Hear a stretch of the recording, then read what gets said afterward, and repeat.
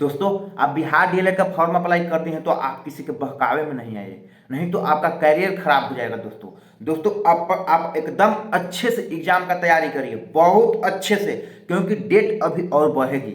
अब कैसे बढ़ेगी और कैसे आपको तैयारी करना है A to Z बताएंगे। दोस्तों आपको मैथ से 25 क्वेश्चन पूछा जाएगा।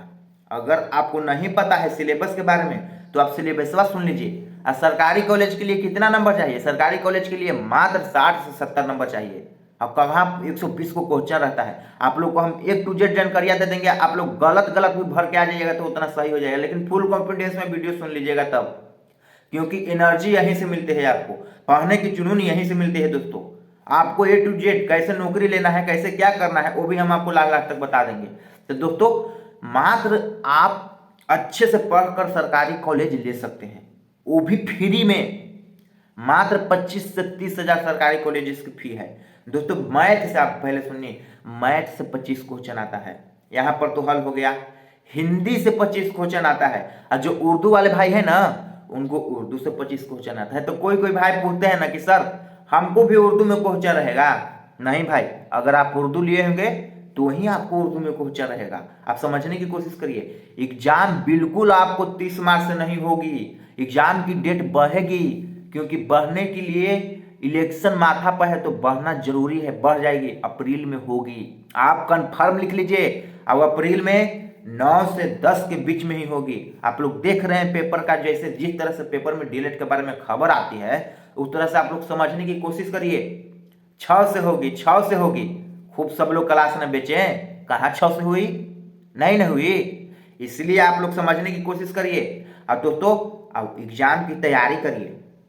आपको तो सिलेबस मालूम नहीं है, एग्जाम की तैयारी क्या करिएगा? सिलेबस तक नहीं मालूम है, झूठ नहीं, सही बात। और सिलेबस जिस दिन मालूम हो जाएगा उस दिन आपको लगेगा कि हम सब पढ़ ले हैं, कहे कि वही आता है जो आपको पता है ना, वही आता है। लेकिन एग्जाम के पहले कुछ पढ़ लीजिएगा ना, तो आपको हम पहले सिलेबस बता देते हैं कि सिलेबस किस टाइप के है जो बिहार डीएलएड का है।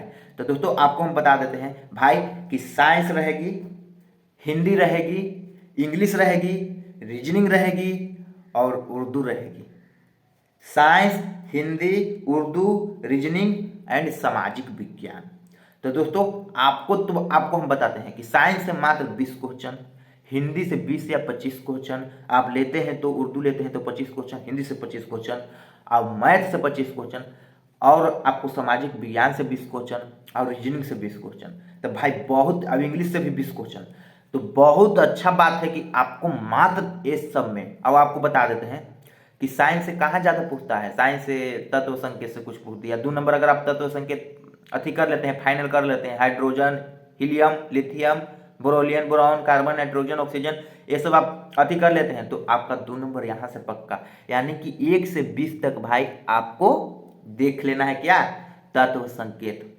अब दोस्तों हम एकदम टॉप बात आपको बता देते हैं, पर्यायवाची सब 10 को देख लेना है। सूर्य, चंद्रमा, गंगा, हिमालय, ये सब का पर्यायवाची सब देख लेना है। शिव, ये घर, ये सब का आपको पर्यायवाची सब देख लेना है। विपरीतार्थक सब कुछ देखना है, ज़्यादा नहीं पढ़िएगा क्योंकि अब एग्जाम का टाइम नियर है, तो कुछ विपरीतार्थक सब पढ़ लेना है।